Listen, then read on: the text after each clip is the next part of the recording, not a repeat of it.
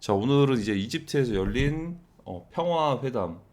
전 세계 많은 지도자들이 모였습니다. 근데 중요한 거는 중동의 평화를 위해서 모인 자리인데 하마스와 이스라엘은 참석을 안 했습니다.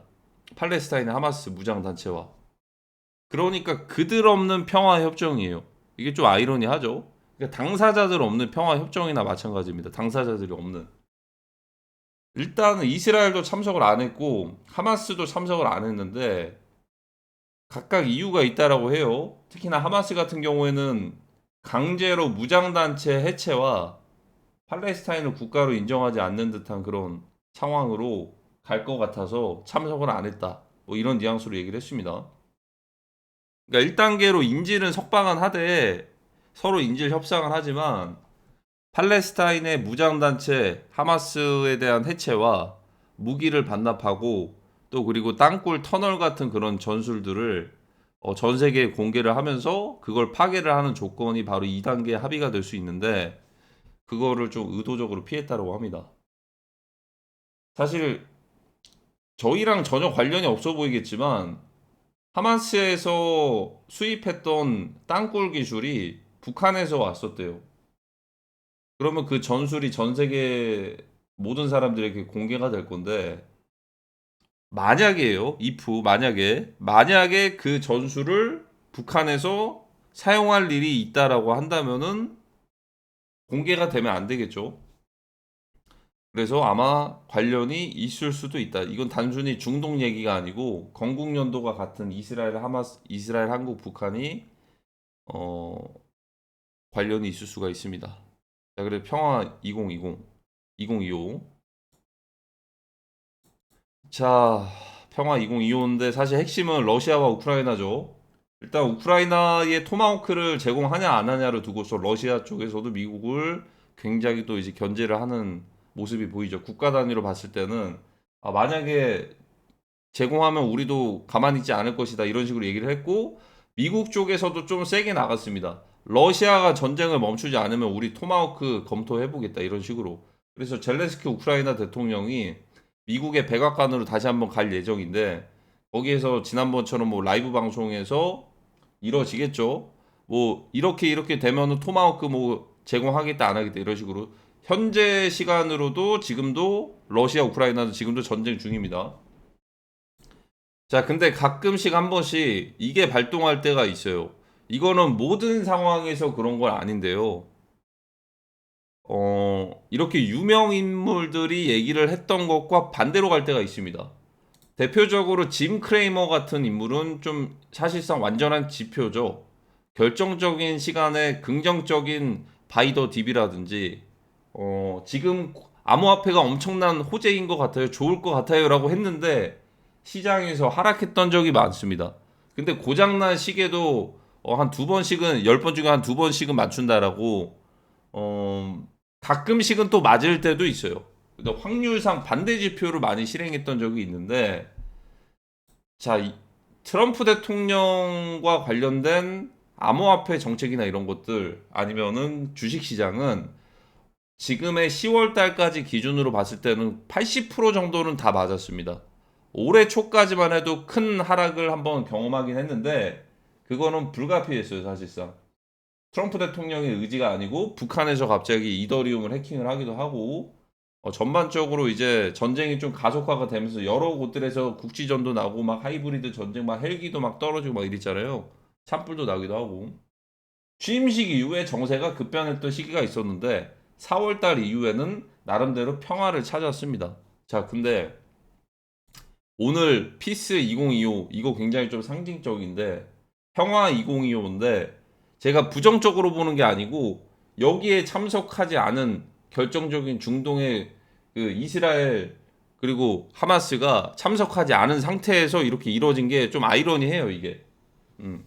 그리고 러시아 우크라이나도 아직 종료가 안 됐고 자 그런 상황 속에서 최근에 있었던 일을 한번 보시면은 일단은 이거는 무조건 맞는 건 아니에요. 근데 가끔씩 한번 반대로 갈 때가 있거든요. 에릭 트럼프 대통령이 차남이죠. 9월 27일에 바이더 딥이라고 이제 비트코인을 얘기를 하는 거예요. 비트코인 이더리움. 누군가가 올렸습니다. 그러니까 이게 무조건 맞지는 않을 수는 있는데 최근에 작용했던 것들이 있기 때문에 9월 27일에 바이더 DB라는 메시지를 올렸는데 9월 27일 이쯤이죠. 실제로 약 상승을 하긴 했습니다. 상승을 했는데 더 큰 폭락을 하기도 했어요. 알트코인으로 따지면 엄청난 큰 폭락이죠. 그래서 오히려 이 시기가 맞물려 가지고 반대로 작용을 했다라고 얘기하는 사람들이 있었어요. 근데 저는 여기에 대해서는 동의는 안 합니다, 사실. 동의는 안 해요. 이거는 뭐 이것 또 하나의 이제 친 트럼프 반 트럼프에 대한 여론전일 수도 있기 때문에 저는 그냥 중립을 지키겠습니다. 자, 근데 이제 또 비슷한 시기에 작년에 트럼프 대통령 컨퍼런스 시기에 7월 29일이죠. 비슷한 상황이 한번 또 나오기도 했어요. 자, 이때를 가보시면 표시를 해보고서 볼게요. 여기 컨퍼런스에서 가면서 앞으로 미국은 비트코인에 뭐 이런 거라고 하면서 얘기들이 나왔었는데 오히려 그 뒤에 선반영이었는지 큰 폭락이 왔습니다. 이렇게 두 번이. 좀 비슷한 결이죠. 폭락하는 속도나 이런 부분들이 비슷한 결입니다. 그리고 이전의 차트도 좀 비슷하기도 해요. 상승해서 파킹해서 알트코인이 새로 나온 것들 막 펌프되고 막 이런 것들. 예를 들어 점점 저점이 낮아지다가 한 방에 이거는 좀 괴리율이 좀 있긴 한데 점점 저점이 조금 여기는 좀 더 높았네요. 낮아지다가 한 방에 이렇게 이 구간들이 좀 비슷했습니다. 하지만 이게 10월 11일에 정확히 올 거라고 예상하는 사람들은 없었을 겁니다. 정확하게는. 그거는 이제 개인 소수만 알고 있을 수밖에 없으니까. 자, 그러면 여기서 생각해 봐야 되는 건 이전의 패턴대로 한번 이때 롱 스퀴징이 한번 크게 났고 트럼프 대통령이 당선돼서 올랐거든요. 이 기간 동안이 지금으로 대입을 해보면은 한 11월, 12월쯤 되겠죠? 12월, 11월쯤. 그러면 다시 굳건하게 상승을 하냐, 이 패턴을 똑같이 따라가냐를 두고서 앞으로 그것들은 정세에 따라서 달려 있다. 이 패턴을 똑같이 사이클의 연장이라고 볼 수도 있겠지만 일단은 예의주시해야 돼요. 일단은 지켜봐야 돼요. 이거를 연장으로 갈지 아니면은 갑작스러운 변수로 인해서 또 한 번의 변수가 올해 초에는 있었죠. 북한이 뭐 이제 어떠한 곳들을 크게 공격한 건 아닌데 바이비트 거래소에서 이더리움 해킹 그걸로 인해서 이더가 크게 한번 떨어졌던 사이클을 맞이했습니다.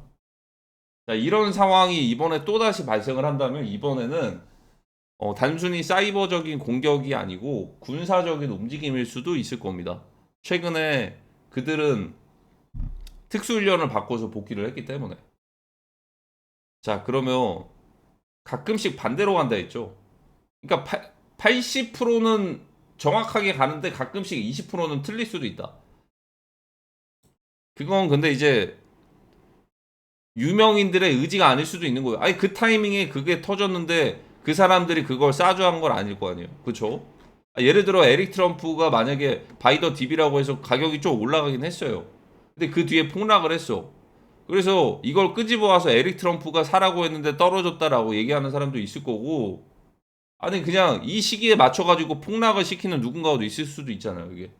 그러니까 이거는 사실 저도 그래서 중립 포지션을 지키는데 지금 평화 2025를 얘기를 하는 시점에 이거는 개인과 어떤 국가 단위에서 막을 수 있는 그런 흐름이 아니고 뭔가 변수가 생길 수도 있다라는 생각이 들어요. 오히려 평화 2025가 아니고 마치 비트코인이 위대하게라는 이런 상황이 나왔는데 반대로 폭락을 했던 것처럼 지금도 평화 2025라는 얘기가 나왔는데 이스라엘이랑 하마스 팔레스타인은 참석을 안 한 상태에서 우리는 평화입니다. 이렇게 얘기를 하는 상황이 뭔가 변수가 생길 수도 있다라는 생각이 들어요.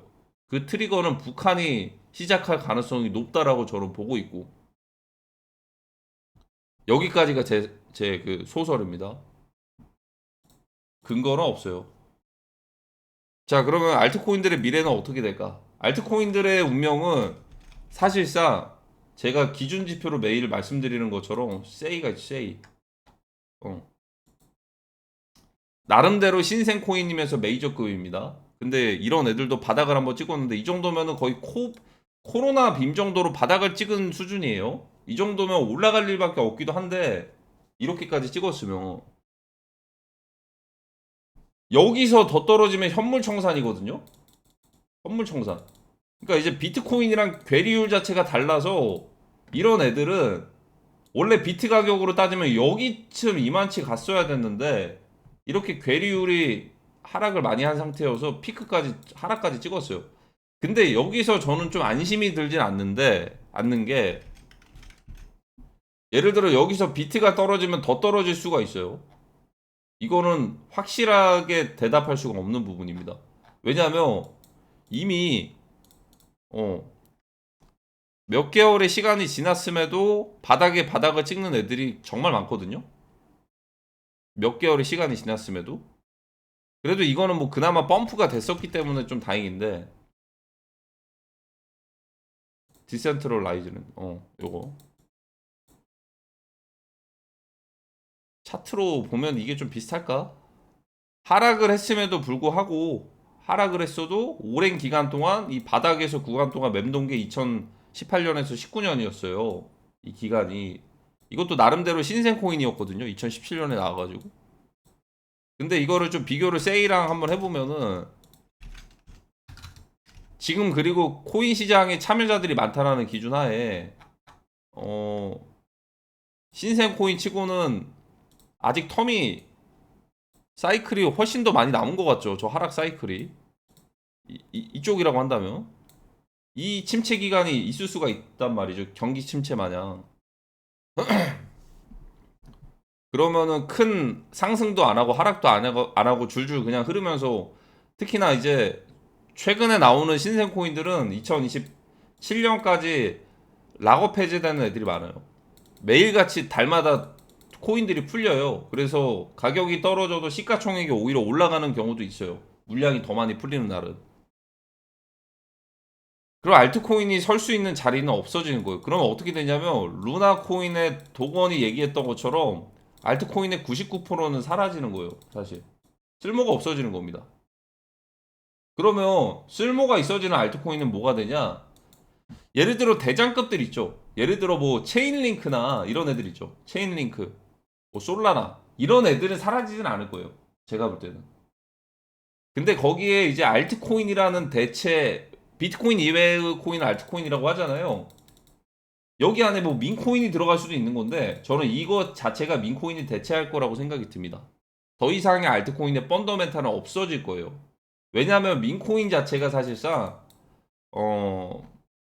여러 테마에서 다양한 형태로도 만들어질 수 있고 컨셉도 다양하게 활용될 수도 있고 실질적으로 이것들을 이제는 지금 시점에는 이 민코인 안에 토크노믹스나 이런 부분들 있죠. 생태계를 여러 가지를 추가할 수 있는 기술적인 부분들이 많이 공개가 됐어요.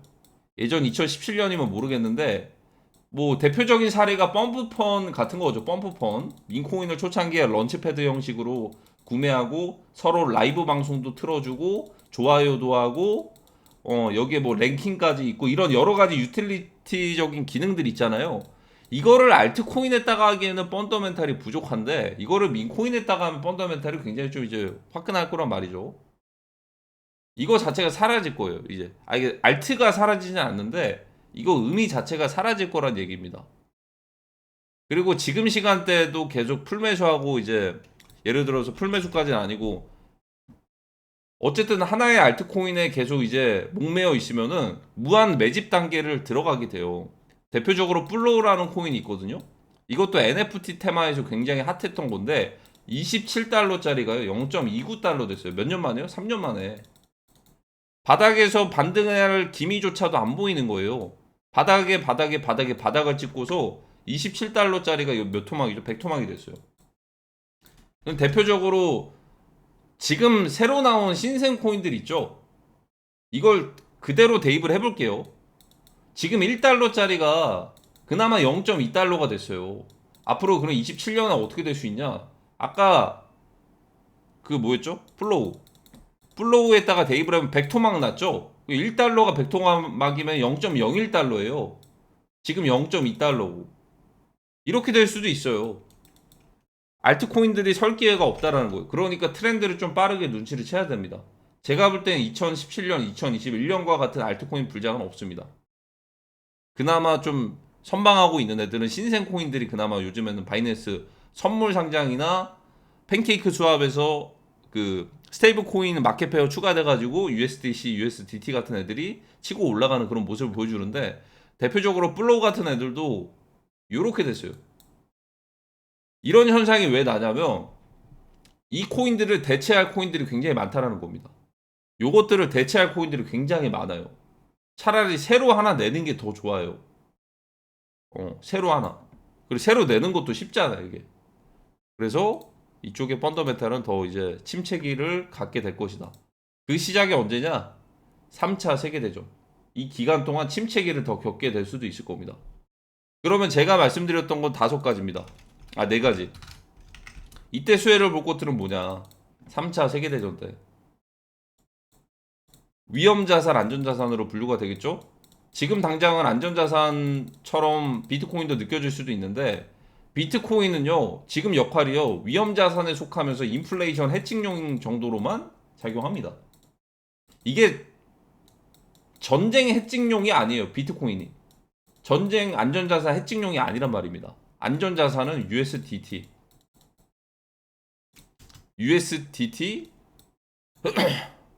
USDC 골드 이런 것들 USDC 골드 이런 것들 지금 계속 올라가고 있어요. 근데 결국에는 골드가 안 잡히면 안 됩니다. 사실 골드가 잡혀야 되는데 오히려 전쟁은 터질 거고요. 제가 보는 구조는 역사는 반복된다.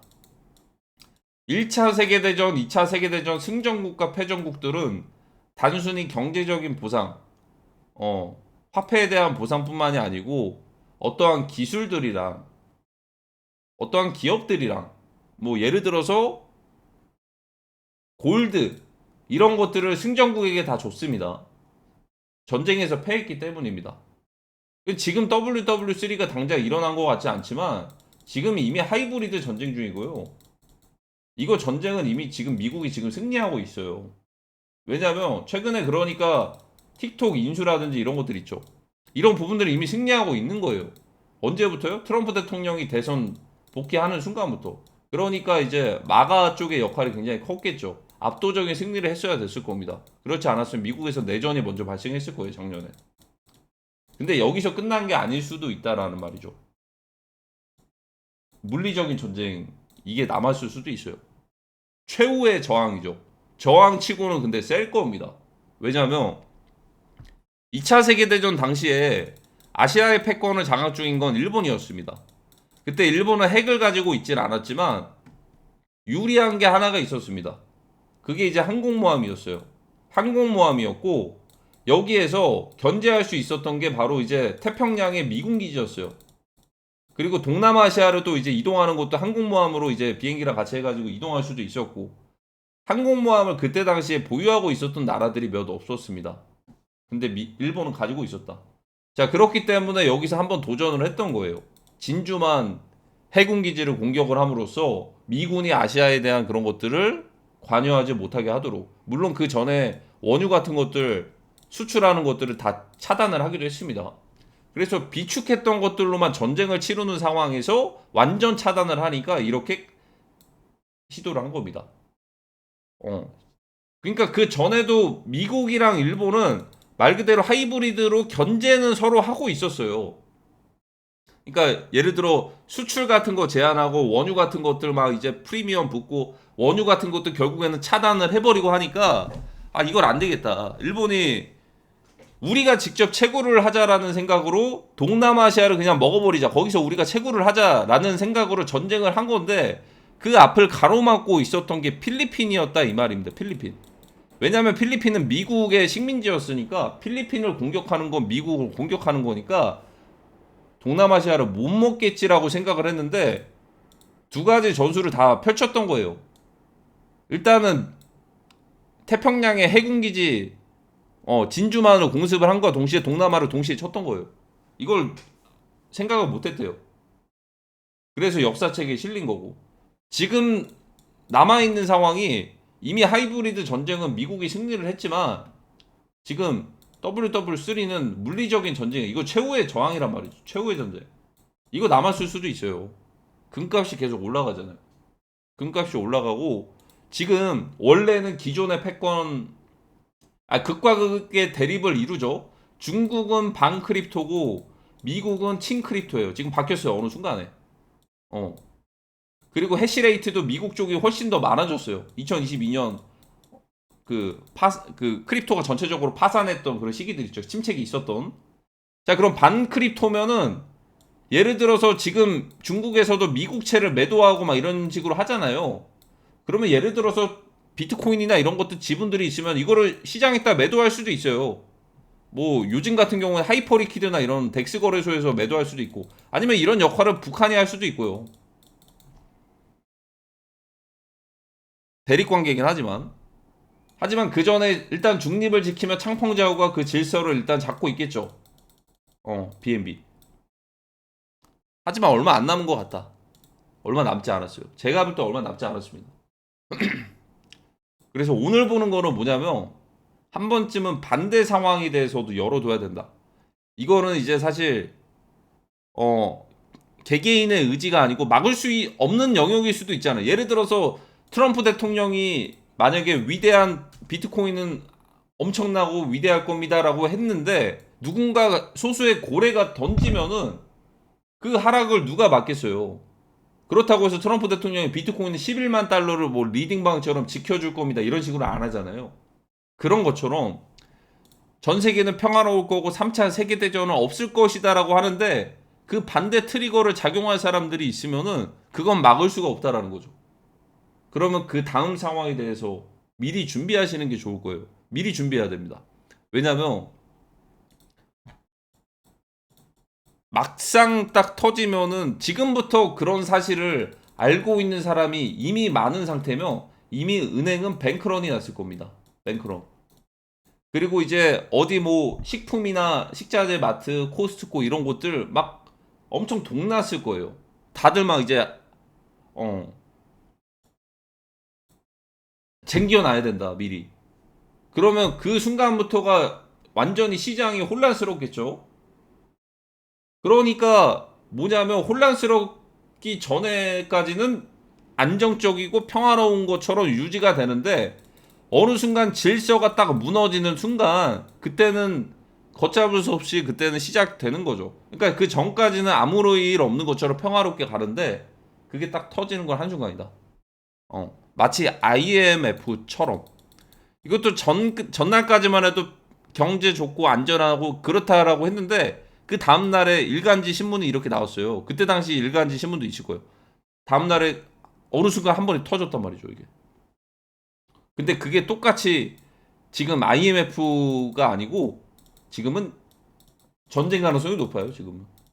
오히려 그러니까 이제 하나씩 누적돼서 스택들이 쌓이다가 한 번에 터지는 거죠. 한 번에. 자, 그럼 오늘 마지막으로 미체결 약정 물량을 한번 제가 보여드릴게요. 일단 이게 왜 수상하냐, 이거 제 개인적인 생각인데요. 지난번에 빔이 나오고서 초록색깔 차트는 미체결 약정 물량의 차트입니다. 그러니까 초록색이 엄청 고점일 때는 미체결이 엄청 높았다라는 거예요. 그리고 노란색은 가격이거든요. 자, 여기 보시면 여기에 지난번에 선물 미체결이 확 빠지고 나서 솔라나랑 이제 BNB가 상승을 하면서 약간의 반등들이 왔어요. 데드캣 반등인지 모르겠지만 반등이 왔는데 미체결은 그렇게 크게 회복을 못했어요. 초록 색깔이 한 여기까지 와야 되거든요.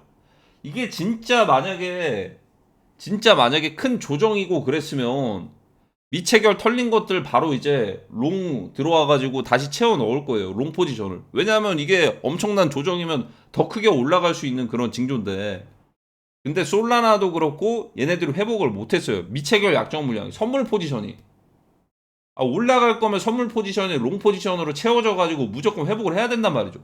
근데 회복을 못했어. 이러면은 일시적인 그냥 당장의 평화인 것처럼 회복을 한 건데 데드캣 반등 그냥 빠르게 제가 전에 말씀드렸던 그래서 정리매매 마켓 메이커들은 이미 빠졌으니까 정리매매하는 과정에서 잠깐 이제 데드캣 반등 바운스 정도만 이렇게 나온다.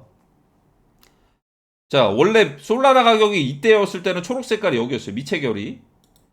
근데 지금 여기죠. 여기 이 낮잖아요. 훨씬 여기 끄트머리. 자, 이러면 제가 전에 말씀드렸던 누군가 앞으로 다가올 엄청난 상황이 오기 전에 밑에서 잡아놨던 롱 포지션, 공매수 물량을 한 번에 정리했을 수도 있다. 하지만 정리는 이미 됐고, 그래서 미채결은 빠졌고, 폭락하는 과정에서 롱 청산이 나니까 롱 청산 되는 물량들도 다 빠지고, 그리고 이제 공매도는 이미 모아놨을 수도 있어요. 스위칭을 한 거죠. 기존에 모아놨던 롱 포지션을 다 정리를 해버리고, 그러면 지금 약 반등 나올 때도 뭐가 되냐? 지금도 공매도를 모을 수도 있어요. 이제는 현물 청산, 현물 매도, 패닉셀이 나올 수도 있으니까. 그 재료가 아직 나오진 않았지만. 그게 오늘 나왔던 상징적인 평화 2025입니다. 이스라엘 하마스가 빠져있는. 앞으로를 예의주시하면서 지켜봐야 될 겁니다. 앞으로를. 자, 오늘의 내용은 여기까지입니다.